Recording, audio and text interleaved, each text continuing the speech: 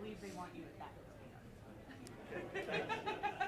Before you get all unpacked. I am aware. Thank you all very much. Also, can we sing happy birthday? I'm sorry? Can we sing happy birthday? Wasn't it your birthday? Yesterday. So it's still It's my anniversary today. Oh. It's a busy week. I don't have a song for that. It's a busy week. Well, happy anniversary. What are you guys doing to celebrate? I'm going to Cleveland for a volleyball tournament. Oh. How many years The now? last of the romantics, ladies. We brought the feet all over again down there in Cleveland. Sit on bleachers all weekend. That's right, on bleachers. I'll bring her a cushion. Oh, see, that is sweet. How many years now, Mayor?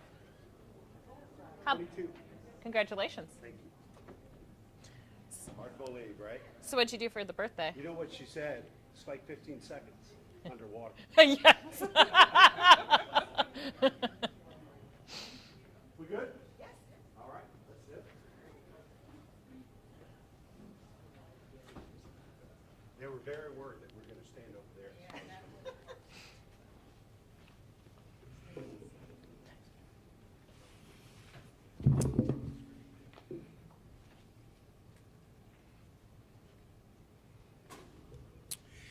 Good morning. Thanks for joining us this morning. We're here today to confront a painful but pressing truth. Our city, much like the rest of the nation is besieged by a devastating gun problem. There can be no denying it. We cannot ignore it. Ever since the federal assault weapons ban expired back in 2004, there has been a steady proliferation of guns throughout the United States, particularly in our cities. The ramifications have been disastrous and they've been deadly. There are now more guns on the streets of Columbus than ever before in cities all over America. Last year, the Division of Police recovered more than 3,300 firearms, the most ever collected by the division. So far, we're on track to recover more guns this year than we did last year.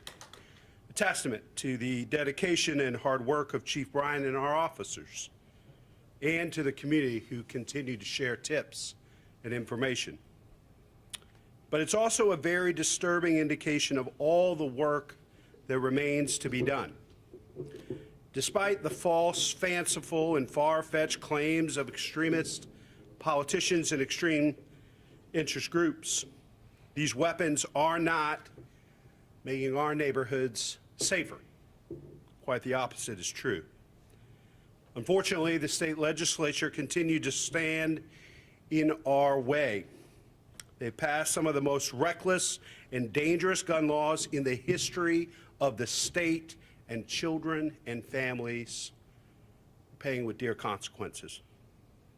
They are on the wrong side of this critical issue.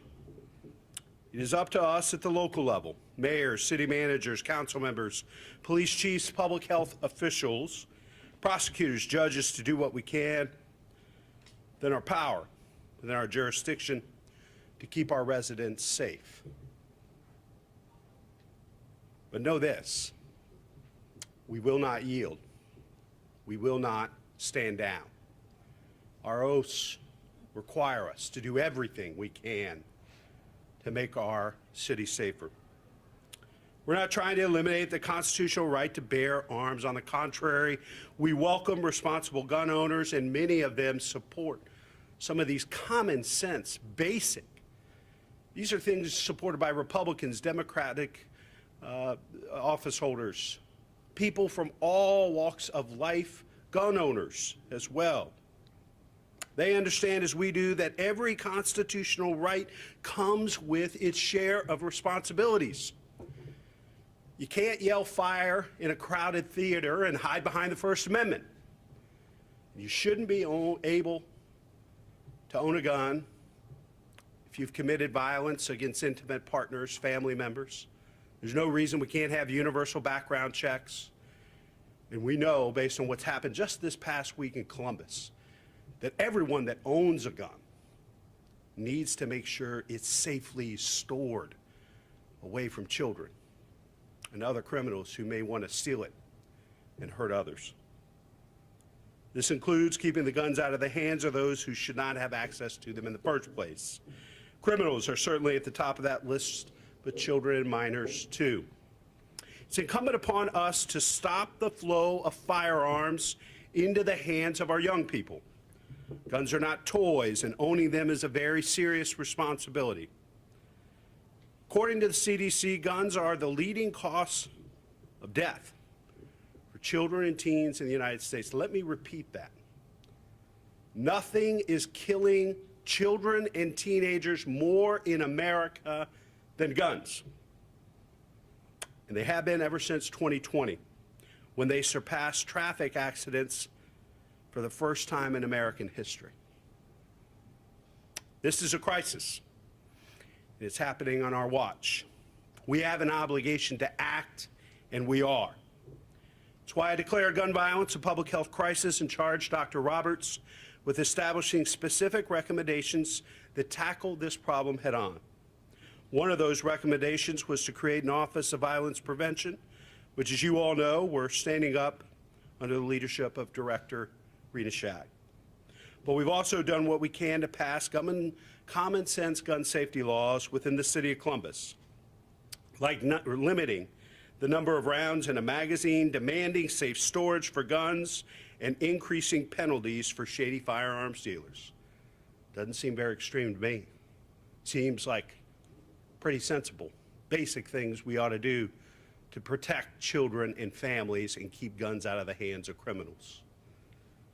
A Delaware County judge halted enforcement of those laws earlier this week, and City Attorney Klein is here today to talk about our next steps, because we will continue this fight. This setback does not mean we're giving up, far from it. We're continuing to make the case for responsible gun ownership and giving our residents the tools they need to keep their children and families safe. Let's start with the basics. Guns must be properly stored, locked up, stowed away in a secure location where children cannot get to them, or better yet, where children do not even know they exist. Sadly, this is not proving to be the case. Just last weekend, there were multiple accidental shootings in our city involving children finding guns that were not safely stored. And make no mistake, these were preventable tragedies, each and every one of them. Dr. Roberts will talk more in just a few moments about the importance of lockboxes and how our residents can go about getting them free of charge. The city is doing everything we can to protect children and make our neighborhoods safer. But we need everyone in our community to step up and take action as well. If you have a firearm in your home, lock it up, secure it, keep it out of reach from children and teens. Please do not leave your firearms in your cars. We know that there are a series of illegal criminal gangs that are breaking into cars throughout the city and the region to help supply the firearms they need to carry out violent crimes in our community. Secure your weapons. At the same time, you need to know where your kids are and who they're with. Have a plan in place to make sure they have the care and supervision they need before school, after school, on weekends, during the evening hours. And speaking of evening hours, set a curfew, enforce it. We don't need a citywide curfew. We need a curfew in every home throughout this city, and we need parents enforcing it. If you aren't able to be home, lean on family members, trusted friends, and loved ones to help fill those gaps. This is where we all have a part to play. Relatives, faith leaders, neighbors, other members of the community, and of course the city. This is a collaborative effort, plain and simple, and it will require each of us, every single one of us, to pitch in and do our part.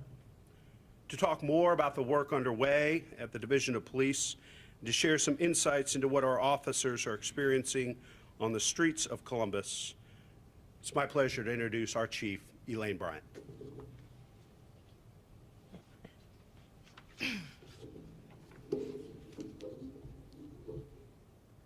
Good morning. Thank you, Mayor Ginther, Dr. Roberts, City Attorney Klein, for being here today. Gun violence continues to plague our community and harm our neighbors, friends, and loved ones. In 2022, 89% of our homicide victims died from a gunshot wound. That's 124 out of 139. Additionally, 77.4% of felonious assaults were the result of gunfire. As we discussed earlier this year, we set a record last year with 3,356 seized weapons, including 17 that had Glock switches, which convert to fully automatic weapons. This year, 86% of our 53 homicides have been a result of gun violence. Additionally, 75% of our felonious assaults have been non-fatal shootings. That's 306 out of 404. We have seized over 1,060 guns this year. That's over 1,000 guns, and it's April. We've also seized 26 Glock switches, which is well above the total all of 2022. While the numbers are important, they don't tell the full story. In the past week, there have been numerous examples of senseless, preventable violence that has impacted our community. Last Friday, an adult male was shot in our community, allegedly by his 3-year-old son, who found the firearm and accidentally shot his father in the chest. The incident is under investigation, but points to the needs for adults to be responsible with firearms and provide a safe environment for our children. On Saturday, a 16-year-old was shot and is fighting for his life after being shot in a friend's house. Later that evening, a 21-year-old man was shot and killed inside a West Side apartment. The suspect is known to the victim. He turned himself in and was taken into custody. While the incident is under investigation, all of these incidents involve the reckless, careless, negligent handling of firearms. Monday evening, 3 juveniles, ages 12, 13, and 15, were in a stolen vehicle. The 15-year-old sustained a gunshot wound and will survive his injuries. The indication is that the incident started on Caldwell Place and the juveniles fled, ending up near Columbus State before stopping and getting medical attention. On Tuesday, what appears to be an incident that started in the area of East 24th and Cleveland Avenue turned into an incident that resulted in a rolling gun battle that ended on Interstate 71. A 24-year-old female sustained a gunshot wound to the leg during the encounter. She had her 2-year-old daughter in her lap. Thankfully, the woman will survive and her daughter was not hurt. But this is yet another example of adults endangering the community and their own children by exposing them to violent behavior. Many of these incidents have a common theme: the careless, irresponsible, and illegal use of guns and the needs for adults to step up, be more responsible with firearms, and provide a safe environment for their children. As a parent, I am appealing to the parents and adults in our city. Lock up your weapons. Keep them out of the hands of the young people. This is not solely a police issue. Let's be clear. This is a community issue. This is a court issue. This is a issue for all of us. We all have to band together to be able to solve the violence that is occurring in our city. I brought with me a Glock switch. I think it's important for you to know what it looks like and how small it is. This little plastic piece of device can allow a gun to be turned into an automatic weapon and fire up to 30 rounds in 30 seconds. We've taken 26 of these off the streets, and it's April. Last year, we only took, for the entire year, 17. That just goes to show you what we're dealing with out in the city. Thank you. I'm going to ask Dr. Roberts now to come to the stage and speak.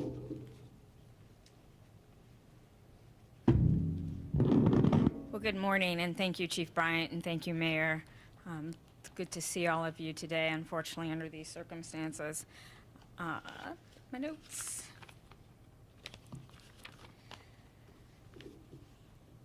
So the news that has been shared with you thus far today is tragic.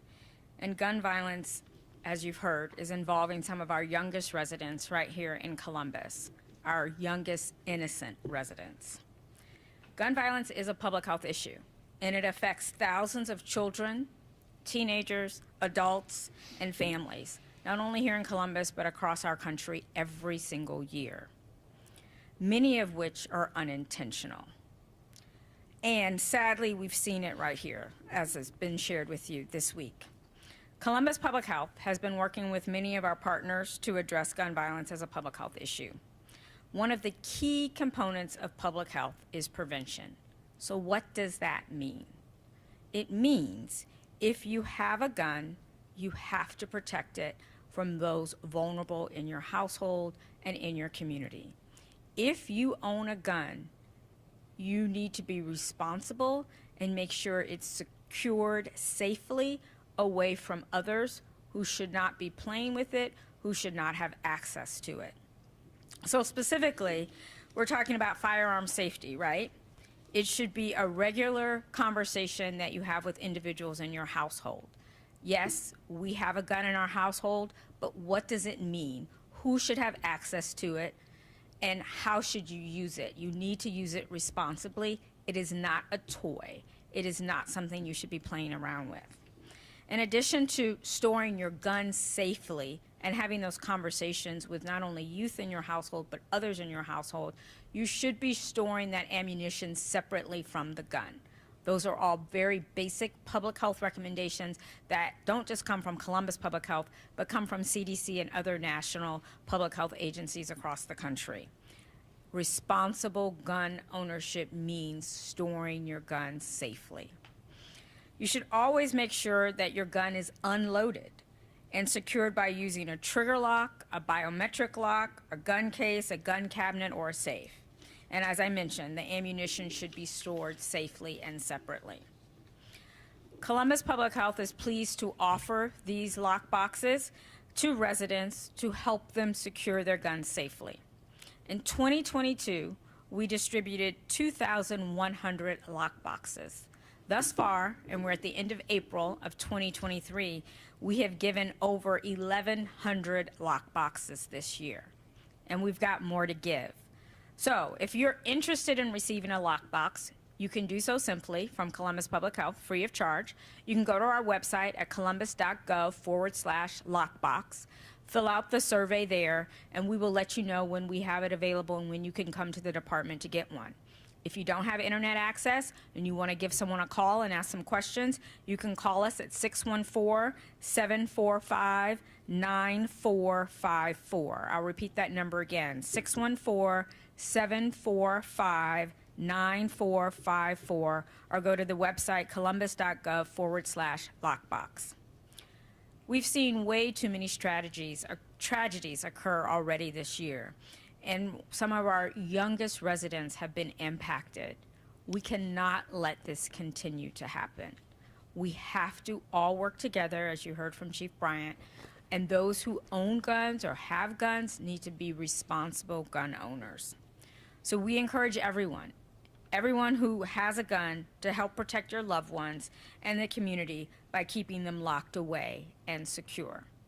I thank you for your attention today, and it is now my honor to represent one of our partners in this work against gun violence, Columbus City Attorney Zach Klein. Thank you.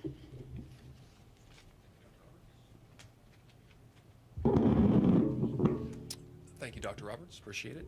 I think to set the stage and the context, we were fortunate enough to see a real-life example of what we're talking about with safe storage. The chief mentioned the 3-year-old shooting the father, kids handling guns, discharging them, injuring, killing other people. We actually have on video, many of you seen, but I want to play it for context. I know some of you all may be streaming. This does include some foul language, just as a heads up to you all. So why don't you play it, Pete?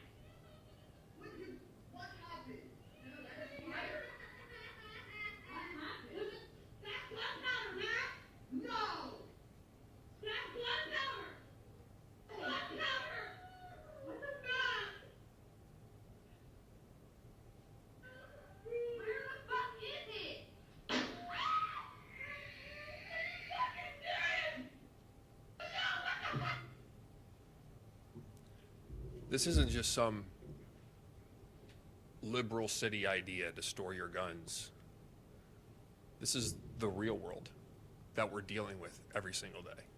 I don't know how you can look at this as a parent and not have the hair on the back of your neck stick up, that your kid could go over to a person's house, a friend's house, and there'd be a gun laying in a couch cushion that your kid could pick up and point it at his face because he's a toddler, and the gun discharged and narrowly miss shooting his face off. There are real world consequences to these actions. The guy got 10 days in jail. It's a step in the right direction. When we talk about public safety in the city of Columbus, we have in my opinion, the 3 Ps. Police, and supporting police and the good quality work that they do across our city, and enforcement action to get the guns off the streets. We have prosecution to ensure that bad people go to jail for a really long time. We have people, making sure we make the investment in each of them and their families so they have an opportunity to succeed. a chance and hope of opportunity of success. But I'm going to add a fourth one. We need the politicians and the political will to get something done. The stats do not lie. Whether it's mass shootings on the exponential rise following the end of the assault weapons ban by Congress,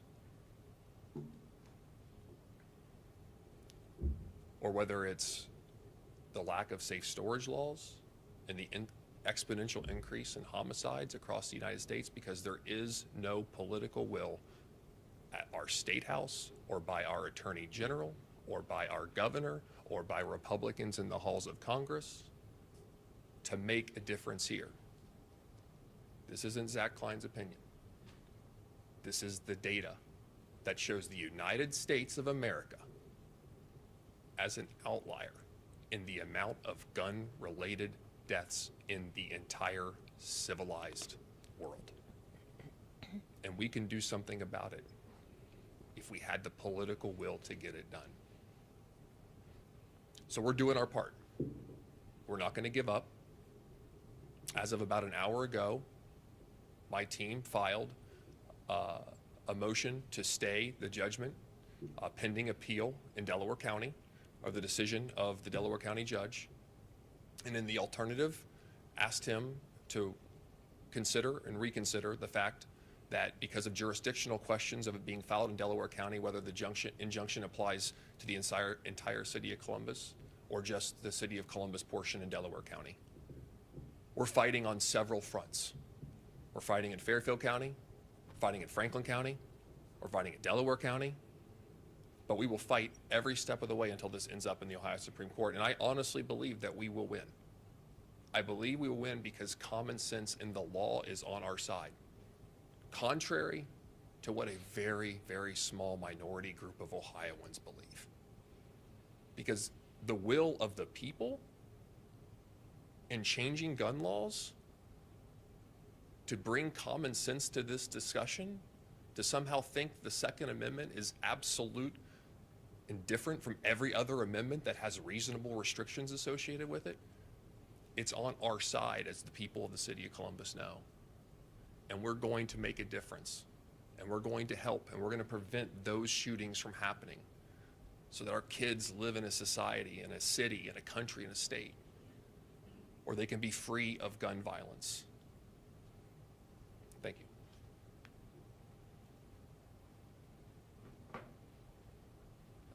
Mrs. G, you have any comments? Be happy to take any questions from the press.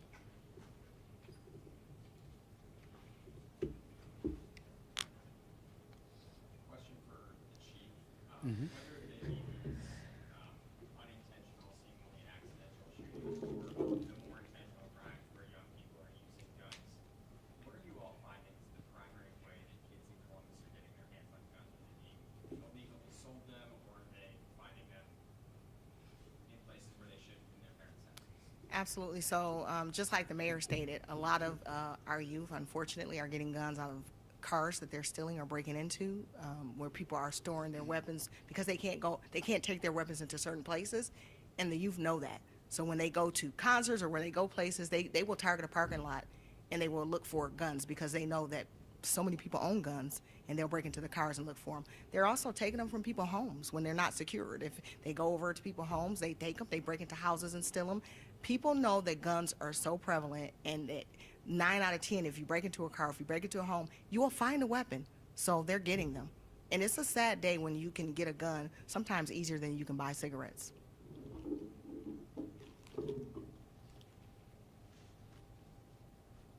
Any other questions from the press?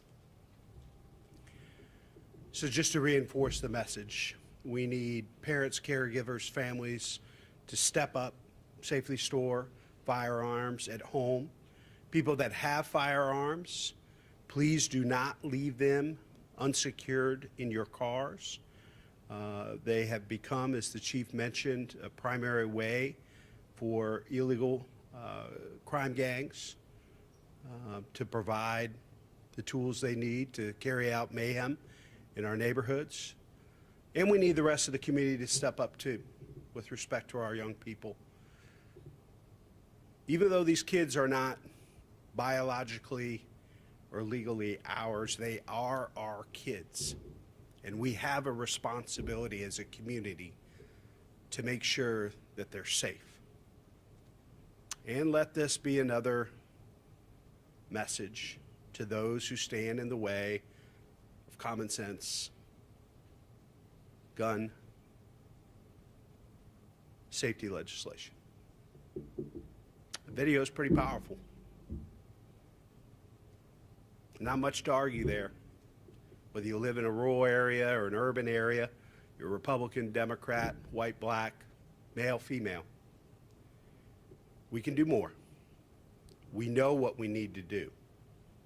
The data, the information, Dr. Roberts has laid it all out. We know what we need to do. We just have to find the courage to do it. Yes? If you could write the first law, what would it be? We already have, and we passed it. All we're trying to do is to get the judiciary to allow us to enforce it. What's the next law? We believe passionately that we ought to ban assault weapons. We believe in uniform background checks. We believe in red flag law, safe storage, all the things that, banning bump stocks. These are all common sense things. 90% of Ohioans support. Prosecutors, police, Republicans, gun owners. That's what we have done, and we're going to continue to do. And as the city attorney said, we'll fight them. Every court, every county. I mean, do you think it was an accident that the Attorney General and others filed this suit in Delaware County? I wonder how they might have fared in Franklin. I've got a question for probably Mr. Klein. Mm-hmm. In this case, the video you showed, and you mentioned that the person who owned that firearm that was in the couch got 10 days in jail. Why only 10 days? That was a conversation with the mother and what the mother felt comfortable with. When we do any sort of agreed sentencing, we want to make sure that the victim, in this case the mother of the child, is comfortable, and she was comfortable with 10 days. And so we want to make sure her wishes were honored. The gun was confiscated, it was destroyed. And this is a message and a step in the right direction. And he actually pled to child endangering. He pled to the safe storage.